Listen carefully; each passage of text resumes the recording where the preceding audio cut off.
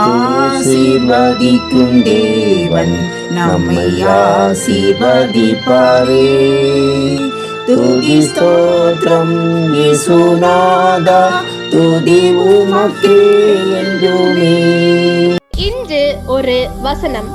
பிசாசினுடைய கிரியைகளை அழிக்கும்படிக்கே தேவனுடைய குமாரன் வெளிப்பட்டார். 1 யோவான் 3:8.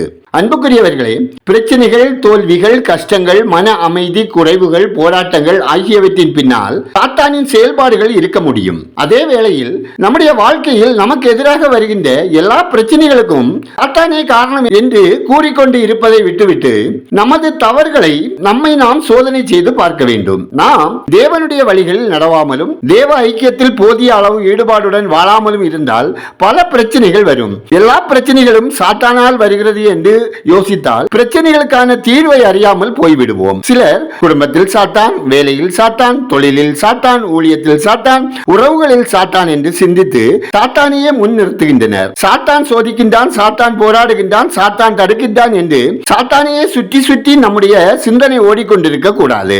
முதலாவது, நம் வழியாக சாத்தான் செயல்படுகின்ற அளவுக்கு நமக்குள் பிசாசானவன் கிரியை செய்ய வழி கொடுத்திருக்கின்றோமா என்று யோசிக்க வேண்டும். நாம் கர்த்தரோடு இருந்தால் சாத்தான் கிரியை செய்வது கடினம். கர்த்தரின் ஆளுகை நம்மோடு இருந்தால் தேவ சமாதானத்தின் ஆளுகை, தேவ சந்தோஷத்தின் ஆளுகை, தேவ ஐக்கியத்தின் ஆளுகை, தேவ வார்த்தையின் ஆளுகை, தேவ விசுவாசத்தின் ஆளுகை நம்மோடு இருக்கும். இந்த ஆளுகையை கடந்து சாத்தான் கிரியை செய்யவே முடியாது.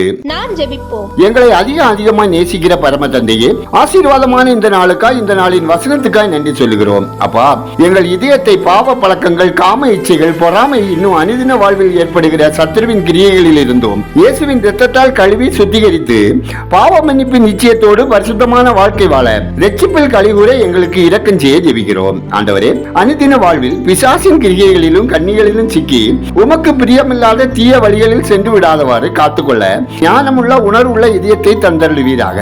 எல்லா பிரச்சனைகளுக்கும் சத்துருவையே காரணம் காட்டி பாவ தீய வழிகளில் செல்லாமல் எங்களை ஆராய்ந்து பரிசுத்தமான வாழ்க்கை வாழ தேற்றவாளனாகிய பரிசுத்த ஆவியானவரின் அபிஷேகம் வேண்டுமா ஜெபிக்கிறோம். கர்த்தாவே, உங்க அன்பு பிள்ளைகள் அனைவரின் கையின் பிரயாசங்கள், அப்பம், தண்ணீர், அனுதின தேவைகள், முயற்சிகள், விருப்பங்கள், எதிர்பார்ப்புகள், தொழில், வேலை, வியாபாரம், விவசாயத்தில் உங்க அனுகிரகம் வேண்டுமாய் ஜெபிக்கிறோம். கர்த்தாவே, உண்ண உணவின்றி, உடுக்க உடையின்றி, இருக்க இடமின்றி வாழும் ஒவ்வொருவருக்கும் ஏற்ற பாதுகாப்பு, உறைவிடம், உணவு கிடைக்க இரக்கம் செய்யுங்க.